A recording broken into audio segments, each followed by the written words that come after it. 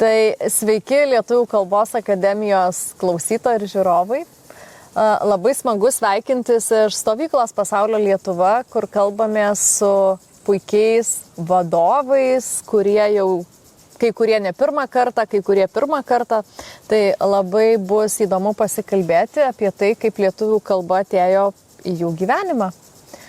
Tai norėčiau paklausti pirmiausiai pas Emą. Ema yra iš Airijos, išvyko į Airiją 3 metukų. Kalbėjai lietuviškai? Taip, tik lietuvių kalba. Ir kaip sekėsi Airijoje išlaikyti kalbą? Aš neatsimenu, šiaip labai maža buvau, bet kiek prisimenu, mamos tėčius sakė, kad aš į mokyklą ėjau ir kad aš tik vieną žodį žinojau, buvo mokytos žodis, mokytos vardas ir visus žodžius, kai norėjau labas pasakyti, kai norėjau kažką, tik mokytos vardą sakiau visiems, bet po to aišku kažkaip išmokau anglų, bet šiaip nuo lietuvių pradėjau visada. Kai nuėjai į anglišką mokyklą, aišku, kalbėjai angliškai. Kada pradėjai lankyti lituanistinę mokyklą? Nuo 4 metukų. Nuo 4 metukų iš karto? Iš karto atskridus į anglų pirmą nuėjau ir po to iš karto rado, kaip tik sukūrė Rima, lituanistinę mokyklą Trime ir iš karto aš su draugu Benu pirmi buvom. Mokiniai? Taip. Mokykla buvo maža ar didelė? Aš šiaip nežinau iš pradžių, kiek buvo, bet žinau, kiek prisimenu, iš pradžių buvo didelė labai, ta prasme, gal 70 vaikų ir po to dabar, man atrodo, jau mažiau vaikų, mažėja ir mažėja vaikų. Nuo 4 metukų lankėjai ir turbūt lankėjai iki 18, tai labai ilgas. Pradžios iki pat kalno. Labai ilgas laiko tarpas, kodėl taip ilgai? Kas ten buvo taip ypatinga, dėl ko tave taip traukė ir tiek laiko? Draugai, mokytojai, aplinka? Iš tikrųjų, tėvai privertė iš pradžių ir po to, kai suėjo gal 13-14 metų, pati norėjau jau eiti. Aišku, rytais šeštadieniais nenorėjau keltis, bet po to pati traukiaus draugai buvo irgi su to draugu Benu irgi visada kartu ir klasė visą aplamai mokytoja labai gera buvo, laiminga visada. Ėjo visada kaip... Ne tik mokintis, ten ir žaidėm žaidimus, aliasą žaidėm kiekvieną šeštadienį ir ten ekskursijas varydom kiekvienais metais. Ten fainų dalykų būdavo.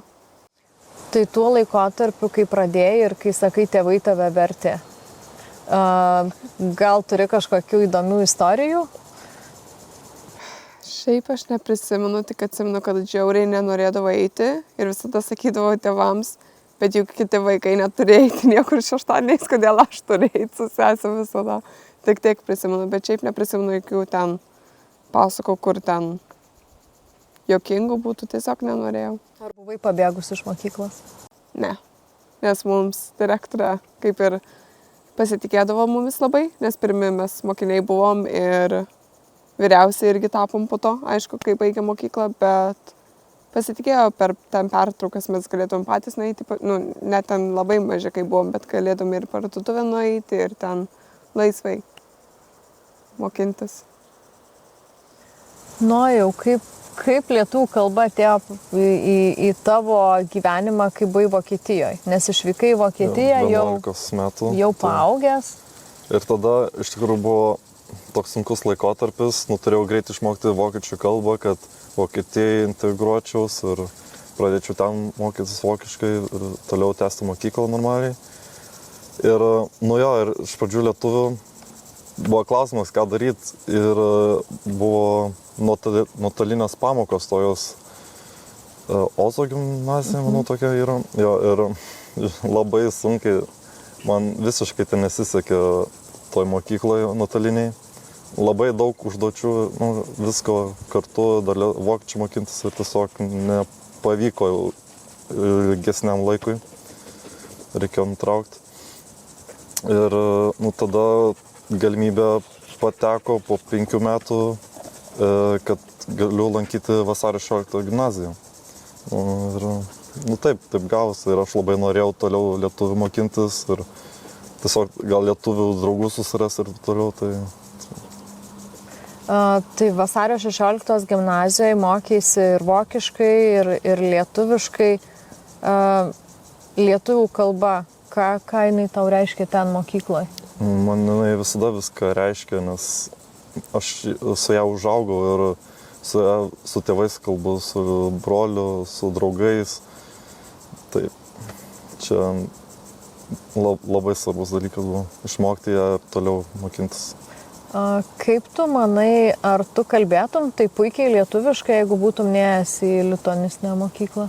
Jeigu būtum pabaigęs tiesiog bet kurią vokišką mokyklą? Tikrai ne. Nes tikrai dar daug išmokau to mokykloje lietuvių, ko nebūčiau išmokęs, jeigu nebūčiau toliau mokinęs, nes, kaip sakiau, nuotoliniu būdu buvo labai sunku ir tiesiog nebuvo įmanoma man pačiam. Debora, tu esi irgi iš vasario 16, tavo istorija šiek tiek kitokia, tu jau daug vyresnė nuėjai į tą mokyklą. Taip. Ir tu gimei Vokietijoje. Taip. Ir tu taip puikiai kalbi lietuviškai, kad aš net negaliu patikėti, kad tu gimei Vokietijoje ir būdama tik... Kiek metų tau buvo, kai vasario 16 pradėjai? 17 metų. 17. Tai tu visą tą laikotarpį kalbėjai su tėvais lietuviškai? Kaip tau pavyko išlaikyti tą kalbą ir aišku, po to jau ją pastiprinti lituanistiniai mokyklai? Man ir mano tėvam buvo labai svarbu nepamiršti lietuvių kalbos, visą kultūrą, kai jie atkeliavo Vokietiją studijuoti. Jie irgi jau vos ne 20 metų Vokietijoje gyvena. Mane pagimdė, sesę pagimdė ir labai jiems svarbu buvo mus išmokinti. Iš pradžių jie mums patys kaip ir pamokas vedė namuose, bet kai vaikas irgi nenorėdavo ten sėdėti, užduotis daryti.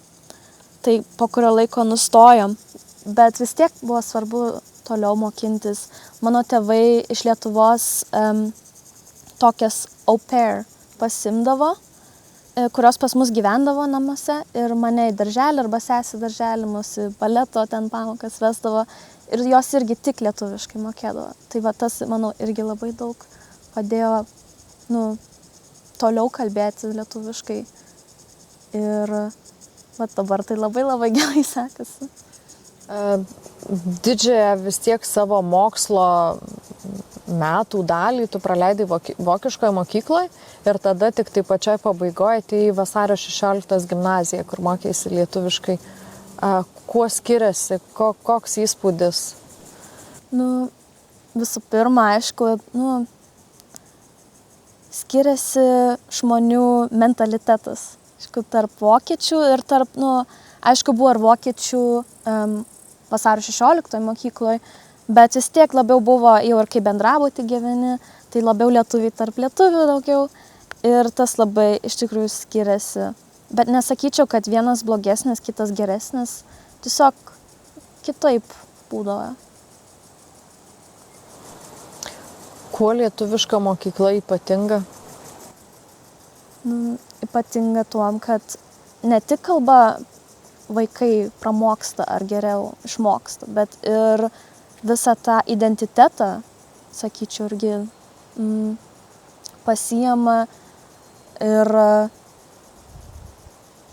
kadangi turi daug galimybių su kitais lietuviais susidraugauti, pasikalbėti, išmoksta žymiai daugiau ir kultūros, istorijos ir tai labai daug duoda. Taip. Augustai, tu apkeliavęs daug šalių, taip, Kazachstanas, Rusija, Lenkija. Visur lydėjo lietuvių kalba, tėvai, Varšuvoje netgi tavo mama lituanistinę mokyklą turėjo. Teko padėti mamai? Teko. Gal nebuvo ten labai didelė pagalba, bet kadangi tie vaikai, jie nebuvo didelio amžiaus, tai tiesiog bendraujant su jais, žaidžiant žaidimus, verčiant juos ten kartą į savaitę po 2 valandas pakalbėti lietuviškai, pasimokyt, gal pažaisti net futbolą ar krepšinį, tai gal tik tokia mano ta pagalba ir buvo, iš esmės. Tu lietuvių kalbą mokėsi su tėvais. Ar turėjai kažkokių formalių pamokų?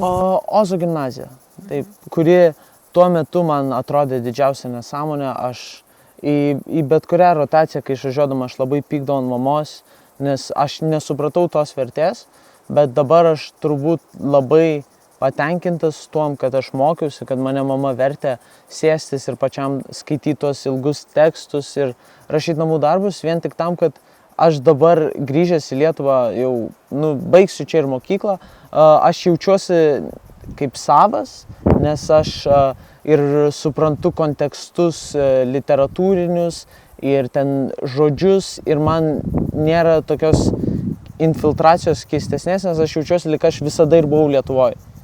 Gal ne kūnu, bet visada jaučiausi kaip būdamas Lietuvoje. O kaip tu manai, kai esi užsienį, kai esi dar vaikas, jaunuolis, kokie elementai sudaro sistemą, kuri padėtų išmokti lietuvių kalbą? Manau, labai priklauso nuo kiekvieno, bet man, pavyzdžiui, neseniai ir atkasiau, kodėl man, pavyzdžiui, man taip Lietuvoje patinka dabar būti, nes aš gal to net nesuprasdamas kažkurio momentu, aš pradėjau klausyti daugiau lietuviškos muzikos, aš pradėjau gilintis į kas šiaip vyksta Lietuvoje, kokia yra politika, kokia yra sistema, gal net nesuvokdamas, kad aš grįšiu dabar, ar nesuvokdamas, kad aš iš vis grįšiu, bet man tai padėjo. Ir plus, be abejo, šeimoje pas mus nebuvo ne tai, kad pasirinkimo, tiesiog visada įprasta lietuviškai, mes visada kalbėjom ir išlaikėm tą. Ir nesuvokdamas to, ant kiek tai priduoda tokios pridėtinės vertės, kurios tu negali pamatuoti, aš labai esu patenkintas. Ar galėtum įsivaizduoti save, kad nekalbi lietuviškai?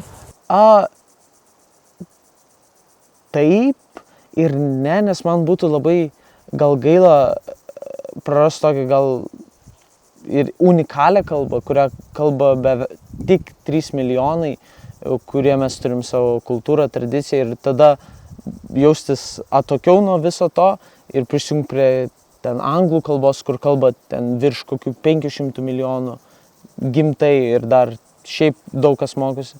Tai būtų keista, taip. Kaip tu galvoji, jeigu nemokėtum kalbos ir grįžtum į Lietuvą, jau pakeliavęs po tas šalis, dabar grįžti paauglys ir čia tave sutinka giminė, seneliai? Kaip jausčiausi būtų, nesijausčiau savas, turbūt tai puikiausiai ir apibūdina, nes vis tiek kalba sujungia. Tai vis tik kalba priartina. Priartina, nes aš manau, komunikacija žodžiais yra pati svarbiausia, o tos kultūros tradicijos ateina su kalbos puoselėjimu ir visais kitais dalykais. Debora, kaip tau atrodo, jeigu nemokėtum lietuvių kalbos? Būtų labai labai gaila, jeigu nemokėčiau lietuvių kalbos. Nes vis tiek turiu čia ir šeimos Lietuvoje, seneliai, dėdė, pusbroliai, pusseserė ir taip toliau, ir taip toliau. Ir šiaip daug draugų prarasčiau, kurie irgi tik lietuviškai, dauguma moka. Tai būtų labai labai gaila. Negaliu įsivaizduoti iš tikrųjų. Ar buvo tavo istorijoje kažkokių etapų, kada jau labai labai nedaug trūko, kad tikrai ta lietuvių kalba būtų pamiršta ir padėta kažkur į stalčių? Ne, nebuvo. Tikrai nebuvo, nes man pačiai buvo labai svarbu jau nuo pat mažens ir mano tėvam, kaip sakiau, labai svarbu irgi buvo. Tai žinokit, kad nebuvo tokio. Jeigu nemokėtum lietuvių kalbos, kas pasikeistų ir ar buvo tokių momentų, kai jau atrodė, kad galbūt jau lietuviškai ir nereikia kalbėti, galima anglų kalba susikalbėti, draugai aplinkui vis tiek daug angliškai kalba, airiška mokykla, anglų kalba ir visa kita. Ar nebuvo atėjęs toks momentas, kai... Ne, tikrai ne. Nes vis tiek lietuvių kalba yra, kaip pasakyti, paaiškinti čia. Nėra ten žodžių angliškai, ten žodžių labai trūksta, kur lietuviškai galėtum ten apibūdinti kažką arba jo. Tai iš vienos pusės va tas yra labai, pavyzdžiui, net kai su draugu namuose kalbu ir bandau išversti kažką ten juokingo, kažką pakalbėjom, neina tiesiog išversti taip pat. Tas bendravimas, irgi mano šeima visa čia Lietuvoje, jie šiaip nemoka anglų, tai va tas viskas būtų prarasta. Bet ne, tikrai niekada nebuvo tokio momento, kur aš pagalvočiau, gal nereikia tos kalbos. Ir tikrai dabar net savo brolį namuose pastoviai varau, kad tik tais mokintųsi ir kalbėtų. Šiaip man yra sunkiai namuose su juo lietuviškai visada kalbėti, nes kai pradedi nejauti tą kalbą, kad nukalbi angliškai ar lietuviškai, negalvoji apie tai. Bet tikrai stengiuosi ko daugiau net su juo, kad nepamiršt kalbą. Nu jau, o tau. Tu gana neblogai jau lietuviškai kalbėjai, kai nuvykai, koncentravaisi į vokiečių kalbą. Ir jau kai pramokai, ar buvo toks momentas, kad galbūt tą lietuvių kalbą galima ir jau pasidėti šalia, nes vis tiek neblogai jau moki? Ne, tikrai ne, kaip sakiau, čia Lietuvoje visa ir šeima, ir draugai buvo, tai irgi palaikiau kontaktą ir toliau reikėjo kalbėti lietuviškai, susikalbėti. Bet to lietuvių kalba yra labai sena, bet ir labai graži. Tiesiog negalėčiau jos pakeisti. Tai aš dabar tai beklausant susidėlioju tokį receptą, kad šeima būtinai palaiko, tėvai namuose kalbi lietuviškai, lituanistinė mokykla, kuri, jeigu jau ir moki tą kalbą, vis tiek praturtina, išmoksti gramatikos, taisyklingai kalbėti, puikiai kalbėti, tada šeima Lietuvoje. Nes susitinki su seneliais, su giminėm, pusbroliais, draugais. Kas dar? Noras. Tu turi norėti, nes turbūt tas ir atskyrė mano paskutinius 2 metus prieš grįžtant ir visus kitus, kai mokiausi Ozo gimnazijai, tie visi metai man tai buvo ne per norą, o tai buvo dėl to, kad reikia. O paskutinius 2 metus man pačiam pasidarė įdomu, tas žingeidumas atsirado, kad aš noriu sužinoti daugiau, į kur aš grįšiu ir kur aš būsiu. Ir man tai yra be galo svarbu, tai pačiam norėti. Ne tai, kad tėvai ar seneliai nori, kad tu kalbėtum, bet tu pats turi norėti ir save stumti link to. O kaip manot, vis tiek, Ema minėjai, kad ir sunku buvo, tėvai iš pradžių vertė, keltis anksti, kažką tai išmainyti reikia, kad ateiti į lituanistinę mokyklą. Kaip manai, kas motyvuoja mokinius? Turbūt tikrai iš pradžių turi tėvai didelę įtaką, nes mažesnis vaikas, jisai kai kurie, aišku, labai nuovokūs ir jau jie gali patys pasirinkti ir pasakyti taip, aš labai noriu ir kalba, bet kai kuriems reikia vis tiek tėvų to postumio, kad mes lietuviai einam į lituanistinę mokyklą ir kai tau nesinori ir kai tu turi, kas gali būti tie motyvatoriai, kurie padėtų? Aš tikrai galiu pasakyti, kad draugystė labai padėjo man praeiti mokyklą, nes, be draugų nei nenori sėdėti, nei per pertrauką yra visada vaikų, kur pavyzdžiui, matai, kad jie ir nenori, ir nepatinka. Gal kalba patinka, bet ta prasme jiems tas bendravimas netinka. Jūs, Ema, su Nojum prieš 5 metus atvažiavot pirmą kartą į stovyklą Pasaulio Lietuva. Kaip atvažiavot? Baisu buvo, nežinojot, kur važiuojat? Kas jums iš viso pasiūlė? Nori pirmas? Tai pasiūlė mano mama. Mano mamos pasakė, dabar net neprisiminsiu, bet jis nuvežė mane į stovyklą. Aišku, pasakė prieš tai, kad bus tokia lietuvių stovykla. Aš nežinau, kas manęs ten lauks, ar kas ten dėsis iš viso. Tai jo. Ir tu nepažinojai nei vieno, tu vienas buvai, ne? Jo, iš pradžių galvojau, kad aš būsiu vienas, bet tada atvažiavau į tą stovyklą ir sutikau ten vieną pažįstamą, irgi iš tos gimnazijos, kurią lankiau, irgi vieną klasę žemiau, mes jau kartu draugavom, tai pažinom, tai buvo visai linksmas susimatyti, bet visų kitų nepažinojau. Tai tie. Man tai Aš tik pamenu, kad su Benu, kai jo mama perdavė mano mamai ir mano mama, kai man pasakė, mes kartu su Benu buvom. Ne, atsiprašau, meluoju. Atskirai buvom, bet mes pasirašėm vienam kitam ir sakom, kas čia per stovyklą. Po to, kai susitikom, sakom, ne, nevarom. Po to pasikeitė vėl, kad varom. Po to vėl ne, nevarom ir va taip pirmyn atgal varėm, kol pagaliau sakom, nu gerai varom. Ir tikrai galvojom, kad čia bus nieko gero. Galvojom, kokią stovyklą galėtų būti nemokama ir gerai ten kažkas eiti. Ir ten, vienu žodžiu, mes va taip viską mąstėme apie tą stovyklą.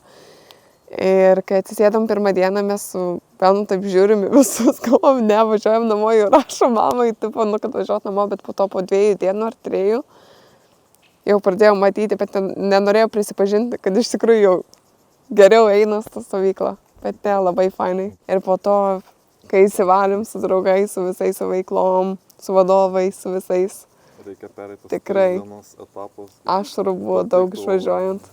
Aš tai irgi atsimenu, prieš 4 metus pirmą kartą atvažiavau, čia dar buvo Alaviai ir lygiai tokia pat situacija, mano mama sako, va čia tave užpildžiu anketą, kažkokią nemokamą stovyklą ir aš galvoju, kur tu čia mane dedi, Alaviai, kažkoks kaimas, ten aš atsidariau žemėlapį, ten žiūriu, ten nieko nėra, aš galvoju, kur aš važiuosiu, kas čia per nesąmonę, atvažiuoju ten, aš dar vienas iš pirmų atvažiuoju, galvoju, negi čia visi vaikai, ten gal 5 buvo, 5 vaikai, aš galvoju. Ir tada, ir lygiai tokia pat situacija, man skambino, nu, sunelį, kaip to sekasi, normaliai. Ir tada kitą dieną aš puikiai atsimenu, kad mes jau, paskutinę dieną išvažiuojant, mes jau tarėmės, kas važiuos kitais metais vėl, kad vėl galėtume susitikti. Ir kas aplankys į kokius miestus visus. Ir jau darėmės, į kurią pamainą varytume, kad visi galėtume kartu vėl pabūti. Tai kas jums taip patiko, kad po to norėjot sugrįžti? Ir sugrįžot vadovais, nes buvot jau tiek metų jums buvo, kad 2 metais sugrįžot į vadovą. Aš manau, tikrai galiu pasakyti, kad viskas tiesiog viskas. Ir maistas, ir draugai, ir veiklos, ir vieta. Nu. Jo. Aš atsimenu, bijojau šiaip. Kad, nebijojau, bet ta prasme buvo toksai. O jie tau, mumis vadovas pakvietė prižiūrėti 50 vaikų, ką mes čia darysim. Bet ne, žiūrai, faina. Pavyzdžiui, kas man labiausiai, kas mane norėjo sugrįžti 2 metais, kadangi aš, kaip ir sakiau, kad daug domėjausi, kas vyko Lietuvoje, aš mačiau visokias žvaigždės ir žinomus žmonės iš labai arti ir man tai buvo wow, ir tie svečiai, ir jie įdomiai kalba, ir mes įdomiai kažką veikiam ir prasmingai leidžiam laiką ir aš labai mane tai įkvėpia dar grįžti ir pamatyti, kokių dar žmonių šitą stovyklą pakvies iš tikrųjų. O kas jums labiausiai patiko, kai buvot vaikai, o kas jums labiausiai patinka, kai esat vadovai? Kai vaikai, aš manyčiau, aš nesu gyvenime taip kaip pasakyti, su grupė mūsų, su Nojum, su Mykolu, su Benu, taip susijėjo. Labai arti. Aš nesu to jausmo pajaučius. Ir aplamai su visais, net su vadovais. Aš atsimenu, kaip ašarojom išeinant vadovais apsikabinę. O čia... reikia pagalvoti, tu kalbėk, išskirti aš. Na, pagrindė, tai vadovai, kiti gerai sutarėm, gerai leidžiam laiką.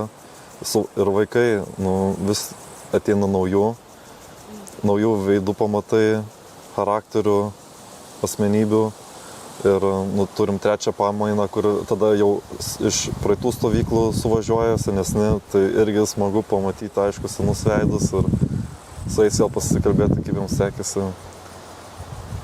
Tai tas mane dežo. Augustai, kaip tau, kai buvai ir dabar jau toks... Nežinau, kiek aš čia vadovas buvau šią stovyklą, man atrodo, aš vis tiek prie vaikų. Bet man iš savęs patinka labai su žmonėm bendrauti.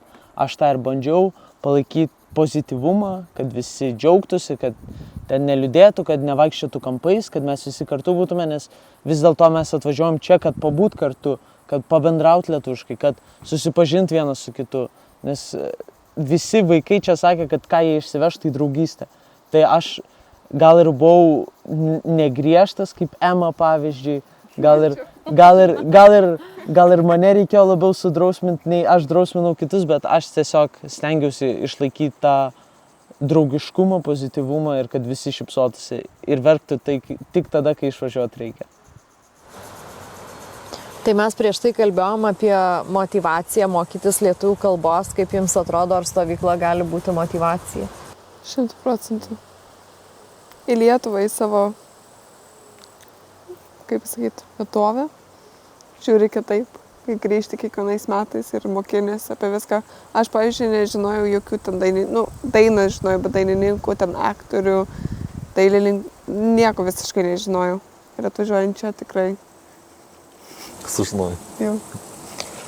Nes man, pavyzdžiui, labai smagu būna, kai atvažiuoja vaikas, kuris prašiau kalba lietuviškai arba tik supranta lietuviškai ir po savaitės matai, kaip jis po truputėlį jau nebijo kalbėti, nors ir ne puikiai, bet stengiasi ir kalba.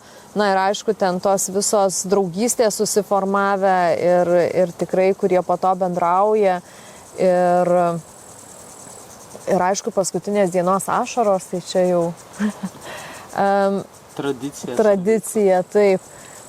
Tai kažkaip atrodo, per tą savaitę tu pajauti tą virsmą tų pirmų kelių dienų, kai dar tik tai formuojasi draugystės, kai visi susipažįsta ir po to atsiranda 3-4 diena, kai jau visi pilnai pradeda bendrauti ir tada jau viskas nesinori pabaigti. Va tas ir liūdniausia, aš visada pagalvoju apie tai, kad gaila, kad stovykla neprasideda nuo 3-4 dienos. Motivacija yra, jeigu tu atvažiuoji, kad tu nori vis tiek su daugiau kuom pabendrauti, nes ne visi kalba gerai angliškai, ten prancūziškai, itališkai ar panašiai, bet mes visi čia atvažiuojam, kad kalbėti lietuviškai ir dėl to tikrai rasčiau pagrindą, kodėl kažkas mokytųsi lietuviškai, vien tik tam, kad savaitę pabūt kartu ir jaustis, kad tu iš tikrųjų esi komandos dalis. Na ir pabaigai,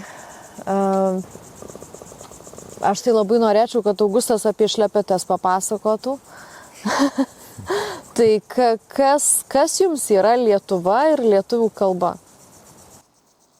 Tai įsivaizduokite žmogų, kuris tiesiog basas stovi ir jam reikia pereiti kažkur.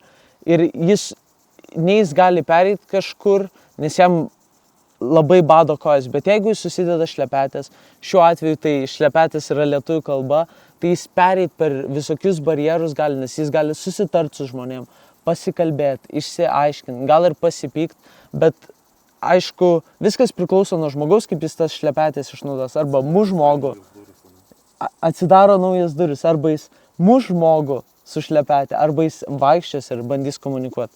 Tai lietuvių kalba yra tiesiog priemonė, kaip išlaikyti bendruomenę, kur lietuvių yra pakankamai maža, bet su metais, kaip matom, jį vis stiprėja ir stiprėja. Lietuvos bendruomenė yra kaip iš gero medžio padaryta statinė. Gali ją rident, gali ją okupuot, gali ją mušt, bet jeigu jį padaryta iš gero medžio, niekada neprakiurs, niekada neprasilies ir tas tautiškumas, tradicijos, kultūra visada išliks mūsų statinį.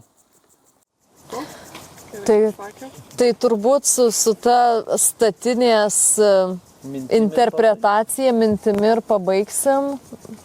Bendruomenė, draugystė, tėvai, šeima, seneliai, mokytojai ir sudaro tai, kas mes esam. Todėl mes kalbam taip gražiai lietuviškai ir net mokam interpretuoti žodžius. Tai ačiū Jums labai. Labai smagu buvo su Jumis leisti laiką ir tikiuosi pasimatysim kitais metais. Būtinai. Iki. Iki.